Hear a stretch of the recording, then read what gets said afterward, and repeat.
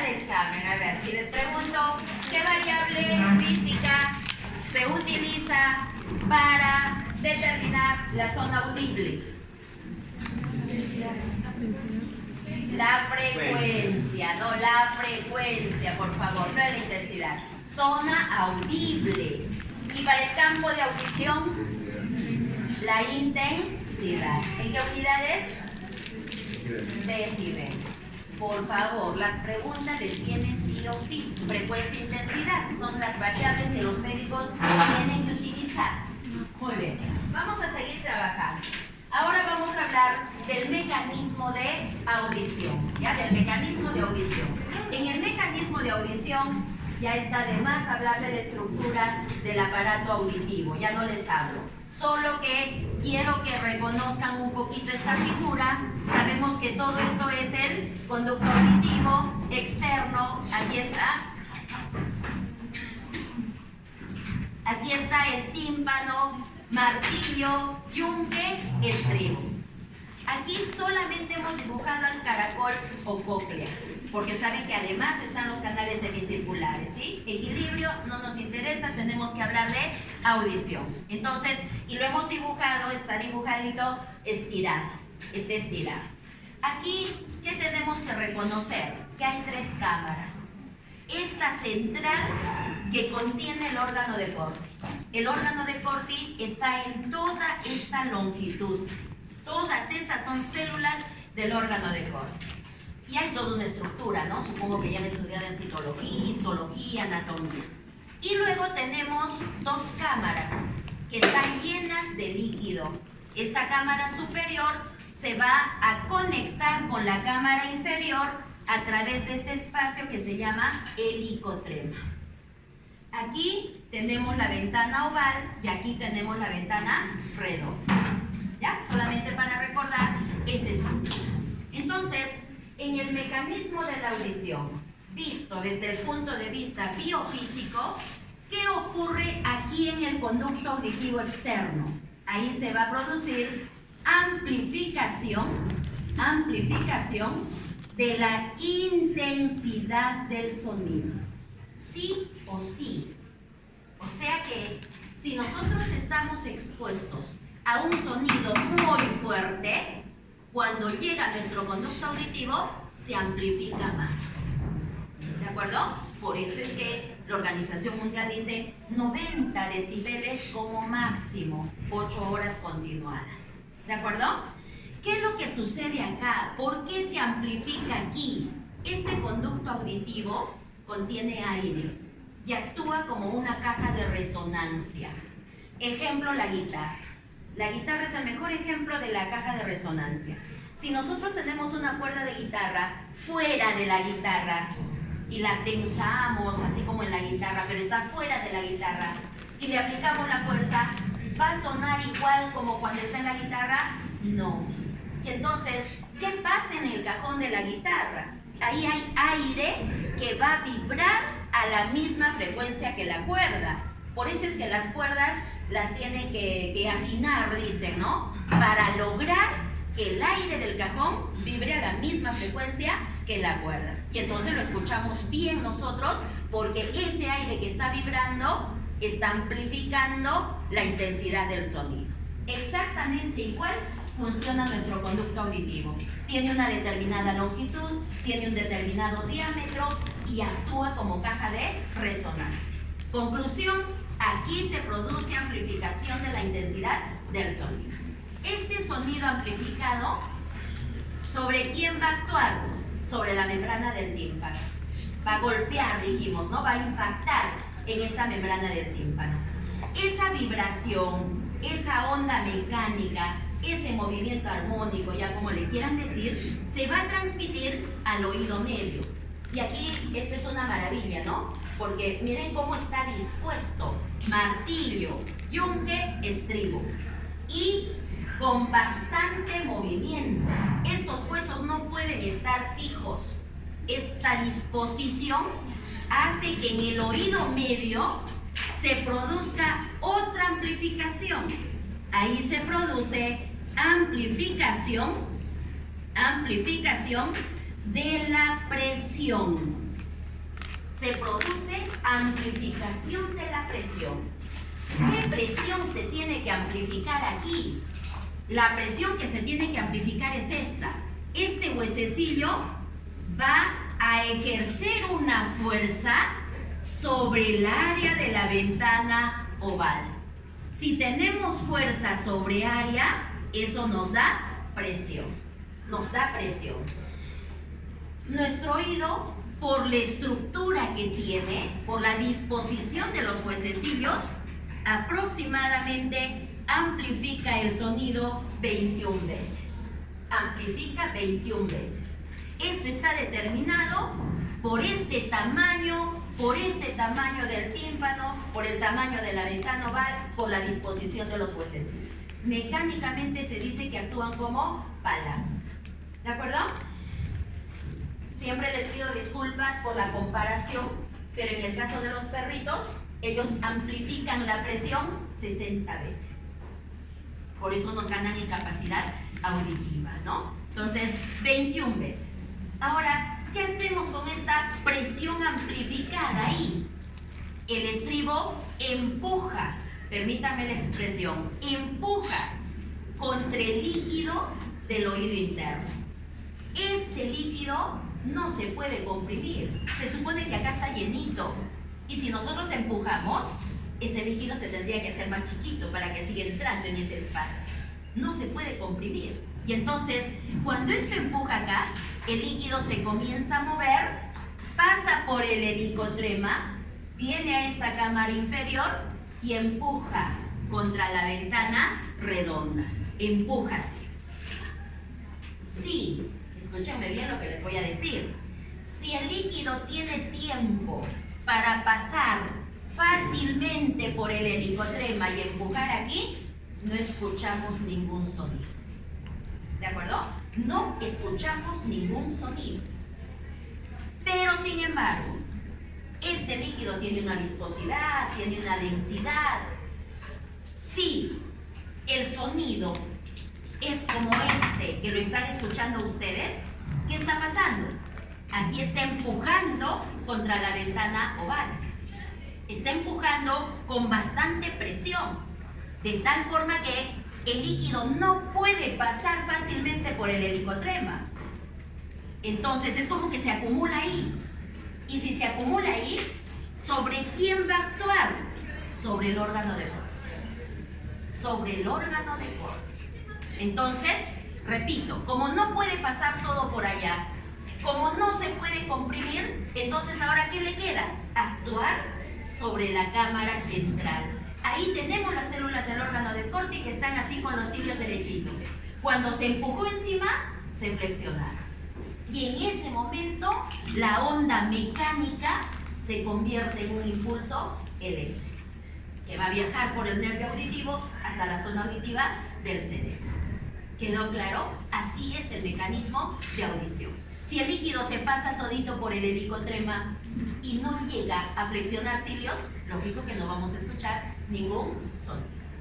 Pero ahora, todas las frecuencias, todos los sonidos van a estimular a todo el órgano de Corti. No. Por eso les decía, esta es una maravilla, ¿no? Quien nos ha creado, miren cómo ha diseñado tanto, ¿no? Tanto detalle a nivel microscópico. Cuando las frecuencias son altas, por ejemplo 8000 Hz, llegan aquí y en el inicio es que se produce la formación de ese impulso nervioso. Es tan fuerte, ¿no? Es elevada frecuencia que ahí estimula esas células. Si tenemos una frecuencia baja, 50 Hz por ejemplo, llega aquí, baja frecuencia, va a viajar por todo, va a viajar.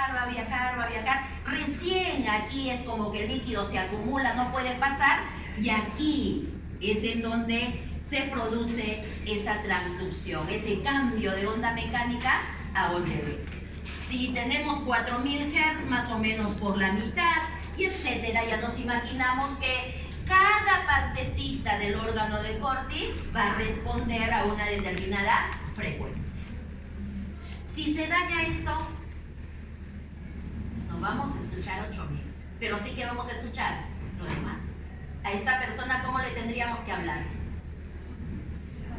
Con voz grave, ¿no? Si se daña esto de aquí, fuerte, ¿no? Tendremos que gritar, porque sí va a poder percibir lo demás. Y de hecho hay personas que ya desde el nacimiento tienen anacusia, no funciona nada, no responde ninguna célula del órgano de Pavlov. Entonces, ahí podemos hablar ya de que se pueden generar las hipoacusias, ¿no? Si no tenemos cuidado, si estamos expuestos a sonidos que pueden dañar, de acuerdo a lo que ya hemos estudiado anteriormente, pueden dañar alguna zona, es que ya vamos a comenzar a tener hipoacusia. De una en una se podrían ir muriendo funcionalmente las células. ¿Está claro esto? ¿Sí? Entonces no nos olvidemos que órgano de Corti está relacionado con la frecuencia. Por eso es que los médicos la frecuencia como variable física la utilizan en el diagnóstico médico.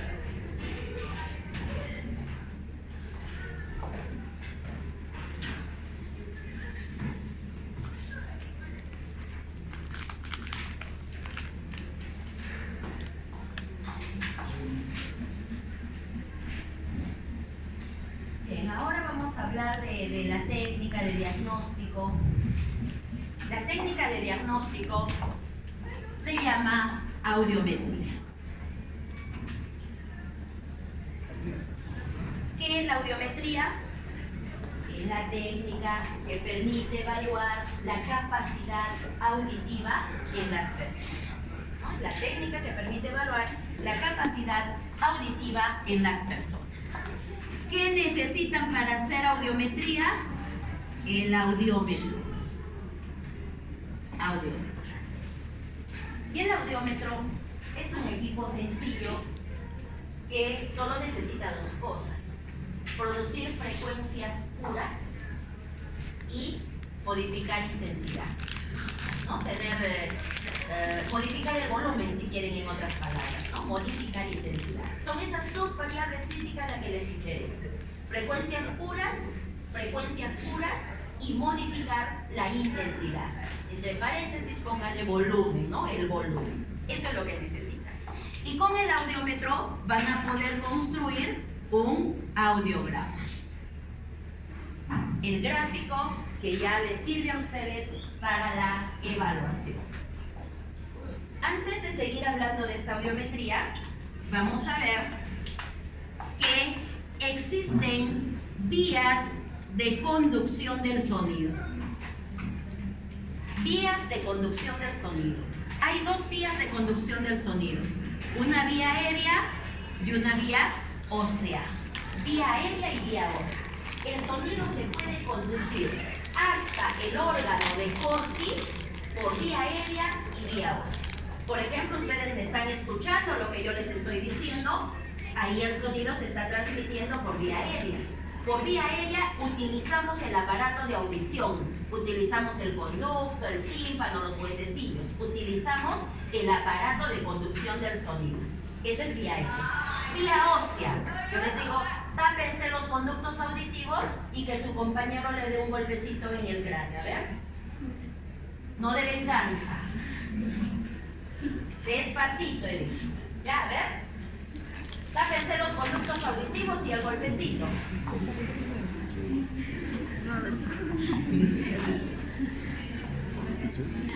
¿Puedo escuchar algo? No sé.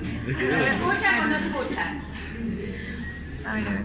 Escuchan el golpe, más fuerte, ya, más fuerte. Ya cada quien dice su golpe ahí. ¿Escuchan o no escuchan? Sí escuchan. ¿Y por qué escuchan?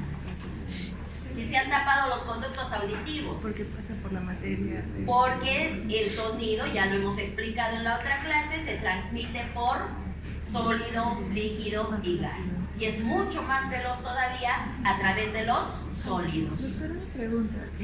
¿Por qué cuando buscamos que un sonido no pase, lo encerramos? O sea, si es que pasa más rápido por la materia.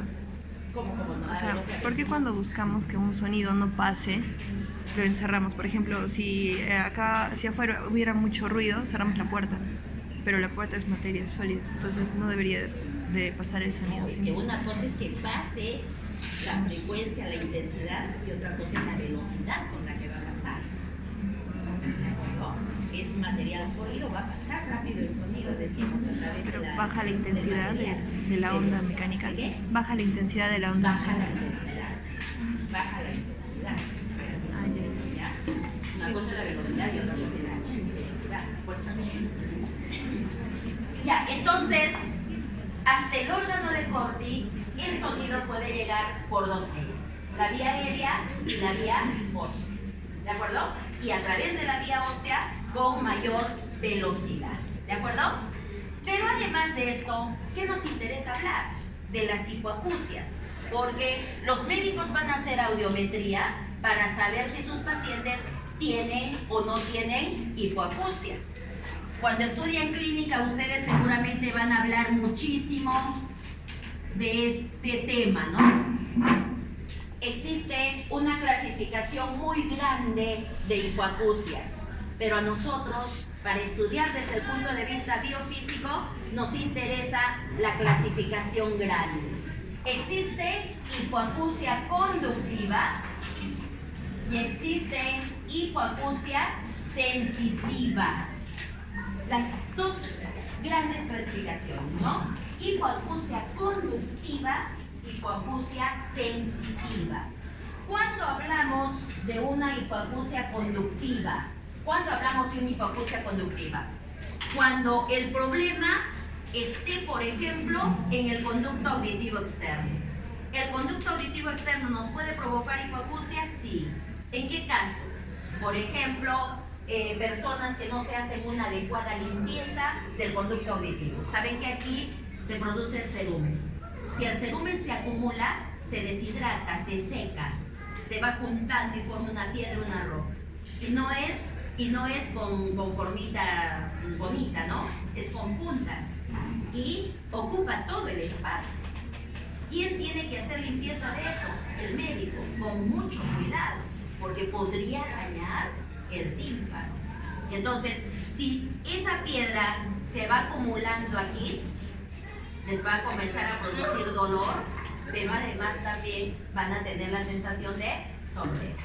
Se soluciona facilísimo, ¿no? El médico retira eso y ya está. En las zonas rurales hay otro problema. Hay animalitos, ¿no? Las garrapatas. Y las garrapatas se ubican en los conductos auditivos. Las personas a veces no se dan cuenta, se ubican en el conducto auditivo y las garrapatas se alimentan de sangre. Ellas entran todas flaquitas y cuando se alimentan de la sangre se hinchan así al tope, bien hinchadas, que ocupan todo el conducto auditivo. Y también es todo un problema. ¿Quién soluciona eso? Los médicos también. Porque ¿qué se tiene que cuidar? El tímpano. Este tímpano, entonces eso es hipoacusia conductiva, ¿no? Este tímpano también puede provocar hipoacusia conductiva. ¿Por qué? Porque cuando hay infecciones que no son bien tratadas, aquí en el tímpano se pueden formar bolsas de pus. Si esas bolsas de pus se rompen, puede el tímpano quedar perforado, si no hay un buen tratamiento. Las personas, muchas veces hemos visto, ¿no? en el carro, cuando vamos en el carro, muchas veces vemos que hay personas que están con la llave limpiándose ahí el conducto auditivo. Mucho cuidado. Un mal movimiento fácil se lo perfora. ¿De acuerdo? Entonces, tienen que tener mucho cuidado con este tímpano. Tímpano perforado no va a transmitir de ninguna manera la vibración, la onda mecánica hasta el oído interno. Estos huesecillos no pueden estar fijos, tienen que tener bastante movimiento. Pero a medida que se avanza en edad, ¿qué suele ocurrir en algunas personas? Este huesecillo, el estribo, se pega firmemente a la ventana oval. Si este huesecillo se pega aquí, imposible ejercer la presión que dijimos para que se pueda estimular las células del órgano de Golgi. Pero los médicos hacen cirugía, retiran ese y ponen otro. Hacen cirugía de eso, solucionan el problema. Hasta ahí decimos es hipoacusia conductiva. ¿Tiene solución? Sí tiene solución. Es una solución, entre comillas, digámosle sencilla. ¿Por qué? Porque lo que van a utilizar son amplificadores. que los pueden colocar en el conducto auditivo o los colocan encima del pabellón de la oreja. Son amplificadores. Recuerden que aquí se amplifica intensidad, que aquí se amplifica presión. Entonces, si nosotros ponemos un aparato aquí que amplifique a la vez todo esto, es como que el sonido lo vamos a enviar directamente hasta el órgano de Corti. Se soluciona. El de venta libre es, ¿no? A veces hemos visto en la televisión propaganda que nos dicen, estos audífonos les permite escuchar hasta la caída de un alfiler, ¿no? El sonido que produce la caída de un alfiler. Son amplificadores que directamente están mandando el mensaje hasta el órgano de Corti. Luego hablamos de la hipoacusia sensitiva. Esa sí es problemática, porque la hipoacusia sensitiva está relacionada con las células del órgano de Corti. Si estas células no son capaces de hacer esa transducción de onda mecánica a onda eléctrica, no hay audición. No hay audición. Y eso es lo que decíamos, ¿no? Esto es lo que tenemos que cuidar. Los jóvenes tienen que cuidar esto. Son jóvenes. Tienen mucha vida por delante. Y entonces, si decimos que a esta edad algunos tienen menos capacidad auditiva que la que deben tener para su edad, ¿qué va a ser después a medida que vayan pasando los años? Entonces, esto es lo que se tiene que cuidar. ¿Se puede solucionar este problema? No. No existe trasplante de células de órgano de Corti. Como les decía a sus compañeros de la clase anterior, los ingenieros biotecnólogos de repente deben estudiar si a partir de las células madre se pueden recuperar, ¿no? Células del órgano de Corti. No tiene solución. Existen los implantes cocleares. Existen los implantes cocleares. ¿Qué son los implantes cocleares? Son sensores que realmente los implantan, ¿no? En la zona temporal del cráneo los implantan, y estos sensores es como que tienen un cable que va a ir directamente conectado a las terminaciones nerviosas del nervio auditivo. Va a ir conectado directamente ahí. ¿Cuándo va a funcionar? Cuando el nervio auditivo esté en perfectas condiciones. Entonces, ese sensor ya no utiliza las células. Ese sensor capta la onda mecánica, la convierte en una señal eléctrica y ya como señal eléctrica la envía al nervio auditivo. Esos son los implantes cocleares.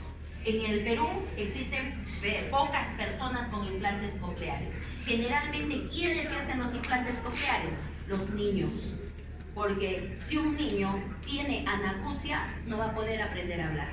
Entonces, la técnica la hacen en los niños. Pero todos los niños que tienen anacusia tienen acceso a eso. No. Es cara la técnica. Es cara. Y generalmente los niños que se hacen, que lo necesitan realmente, lo hacen muchos por donación, ¿no? Porque alguna entidad extranjera los dona los implantes cocleares y también hace la cirugía de los implantes cocleares. ¿De acuerdo? Esa sería la única solución. Pero alguien que tiene anacusia, que está perdiendo, que se está volviendo sordo, ¿se va a hacer implante coclear? Bien difícil, ¿no? Entonces se queda con esa capacidad limitada. O le hablan fuerte o le hablan despacio. ¿Sí? Es así.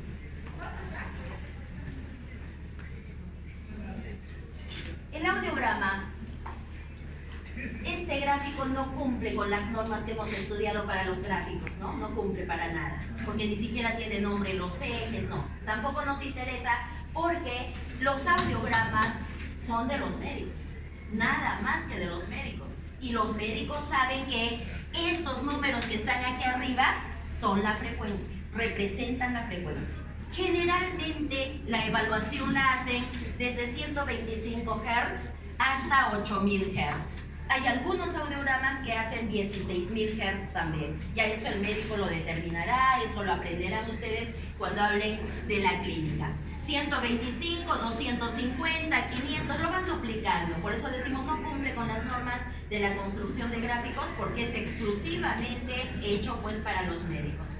Si nosotros hablamos de esta frecuencia, ¿qué se está evaluando? El órgano de Corti. Se está evaluando el órgano de Corti, porque sabemos que en el órgano de Corti hay una zona para esta frecuencia, otra zona para esta frecuencia y etc. En este lado va la intensidad del sonido y la intensidad va desde 0 decibeles hasta 110 decibeles. no podríamos probar 120, ¿no? El médico no nos puede probar 120, porque 120 es el umbral del dolor. Entonces no le van a provocar dolor a su paciente. El equipo es sumamente sencillo, ¿no? Es tan sencillo que existe la aplicación en el celular para hacerse audiometría, solo que hay que cuidar las condiciones en las que se hace. La audiometría se hace en una habitación, generalmente los médicos tienen en su consultorio un lugar pequeño, pero que tiene que estar totalmente aislado de ruidos externos. No puede haber ninguna contaminación, ninguna interferencia de ruido. Se colocan audífonos y se comienza con la primera frecuencia. 125 Hz, sonido puro, con poca intensidad. Ahí el médico tiene que dar muy buenas instrucciones a su paciente, porque depende de la respuesta que dé el paciente, ¿no? Entonces, si dice que no lo escucha, se aumenta la intensidad, se sigue aumentando hasta que el paciente diga ya lo escuché, y ahí ponen la mano. Pasan a la siguiente frecuencia igual, ¿no? Menos intensidad, más intensidad, más intensidad, hasta que encuentren el valor. Normalmente por convencionalidad utilizan el rojo y el azul, ¿no? Rojo oído derecho, azul oído izquierdo. En este caso, si hablamos del oído derecho, vamos a decir que tiene buena capacidad auditiva para todas las frecuencias. El límite, 25 decibeles. Si percibe los sonidos nítidos, claros, se entiende muy bien, de 25 para abajo, buena capacidad auditiva. Pero si llegamos a 25 y aumenta, ahí sí, ya se puede hablar de hipoacusias, ¿no? Hipoacusia leve, moderada, severa, mientras más intensidad necesite para poder percibir el sonido. En este caso, podemos decir 125, 250, hasta ahí. Podemos decir que esta persona percibe bien, ¿no? Escucha bien. Y a partir de las frecuencias de 500, ya va disminuyendo, va disminuyendo. Hay toda una simbología acá, ¿no? Hay corchetes, rectángulos, líneas. Los médicos, los especialistas conocen eso. A nosotros nos interesa de diferenciar en grande el fundamento físico nada más. Este sí se lo van a aprender. ¿Qué significa este símbolo? Anacusia. Este es anacusia.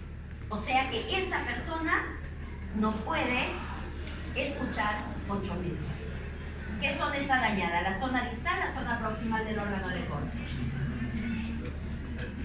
La proximal, ¿no? La que está al inicio, la que está cerca a la ventana oval. Aquí tenemos otro. Nos dice anacusia. ¿Para qué oído? Oído derecho. Con ese está bien, ¿no? Escucha perfecto. Con este no. Anacusia para todas las frecuencias. Trauma acústico, dicen bilateral, no sé, los médicos saben, pero de hecho, miren, se supone que cada uno es independiente. Por eso es que en la evaluación uno puede tener anacusia y el otro no, tiene buena capacidad auditiva. Pero en este caso, los dos están respondiendo de la misma forma. Entonces, el daño tal vez puede estar en algo que, en alguna estructura, ¿no? Que hace funcionar a los dos, ¿no? Por eso es que responde de la misma forma. En términos generales, buena capacidad auditiva, podríamos hablar hasta ahí, ¿no? De ahí comienza a disminuir, peor capacidad auditiva para 4000 Hz más o menos, luego como que se recupera un poco. Yo no les voy a pedir que hagan el diagnóstico, porque eso les corresponde ya a la clínica, a los médicos, no a la especialidad. Pero sí que se relaciona frecuencia con intensidad. Son las dos variables físicas, ese es el fundamento físico que se utiliza para poder hacer el diagnóstico.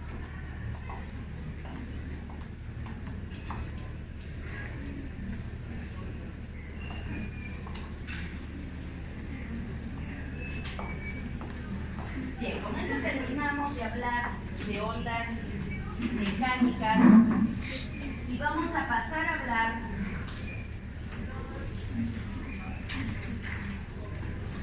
del otro grupo de ondas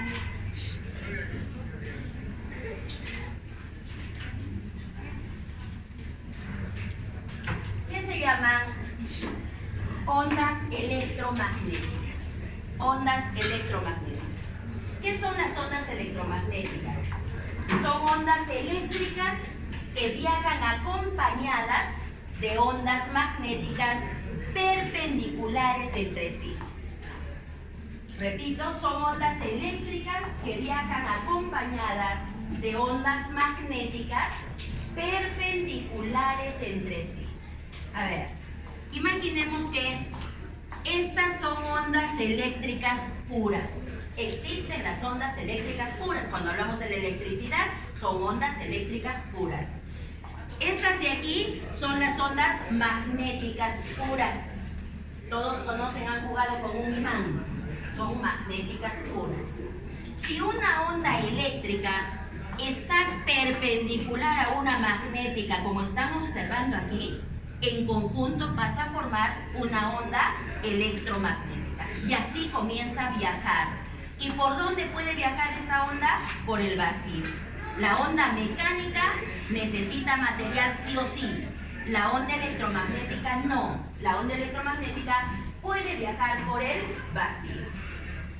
Estas ondas electromagnéticas tienen un espectro muy amplio. Pero antes de hablar del espectro, me olvidaba.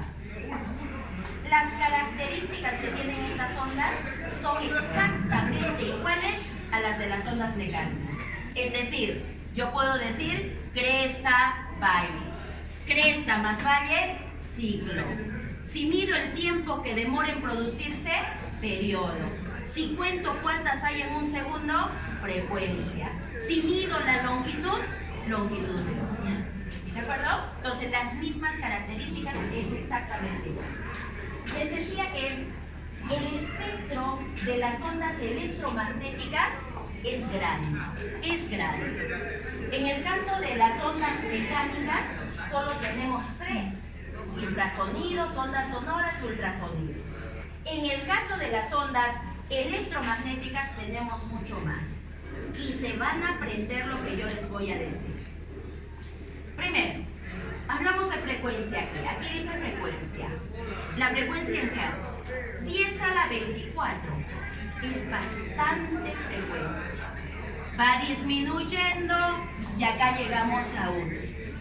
Mínima frecuencia. Longitud de onda en metros.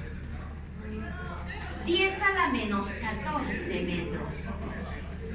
Pequeñísima la longitud de onda.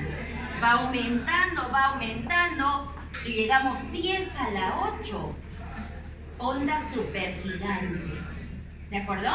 Entonces, entre la longitud de onda y la frecuencia existe relación inversa. Relación inversa. Poca longitud de onda, mucha frecuencia. Y al revés allá. ¿Qué se van a aprender aquí? Lo que se van a aprender es el orden. A todo este grupo le vamos a decir ondas de radio. Ondas de radio.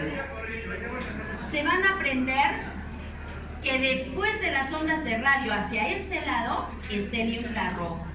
Después la luz visible. Después ultravioleta. Después rayos X y después rayos gamma. Se van a aprender el orden.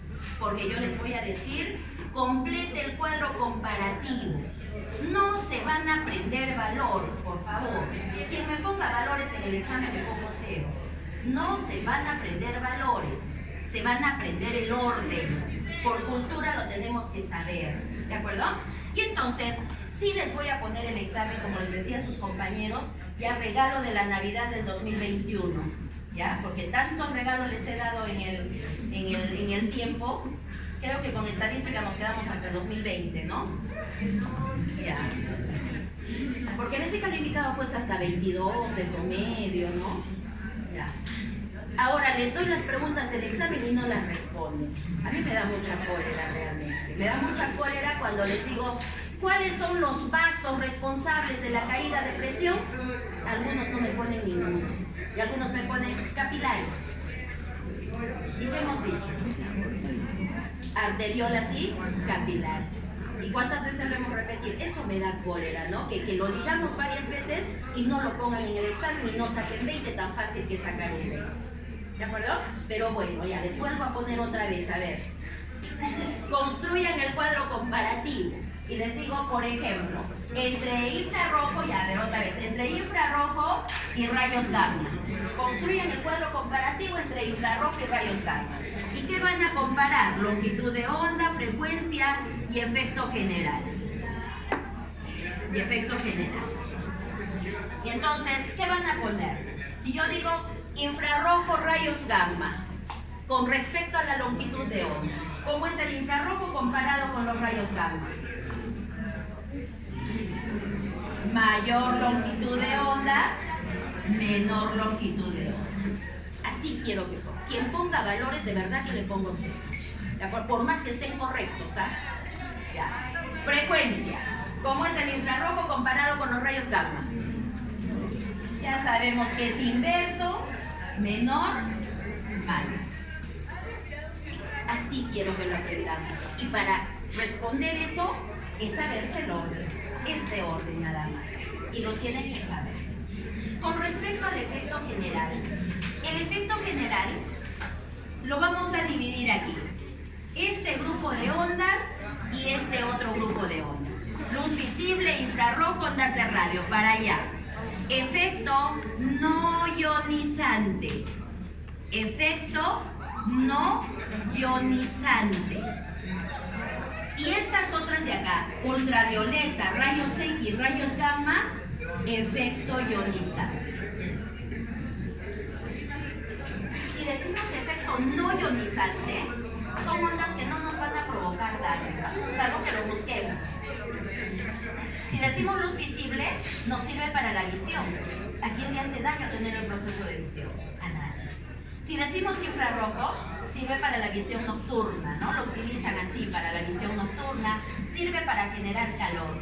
Entonces, ¿nos podemos quemar con infrarrojo potente? Sí nos podríamos quemar, pero es una zona focalizada, no nos va a provocar mutaciones, no nos va a transformar la función de la célula, ¿de acuerdo? Ondas de radio, ¿alguien le hace daño escuchar FM? No, son ondas gigantes, no se van a pasar por encima de nosotros, no nos hace daño. No ionizante. Efecto ionizante, este sí es el peligroso.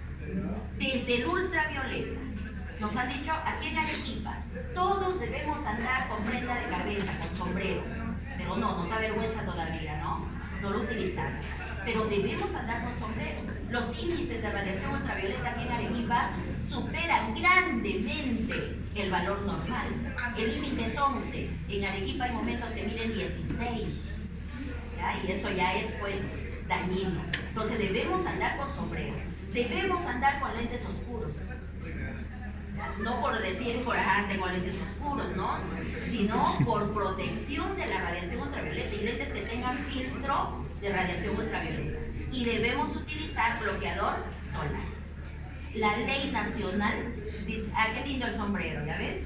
La ley nacional que dice, las personas que trabajen en lugares expuestos, la empresa está obligada a darles ese kit.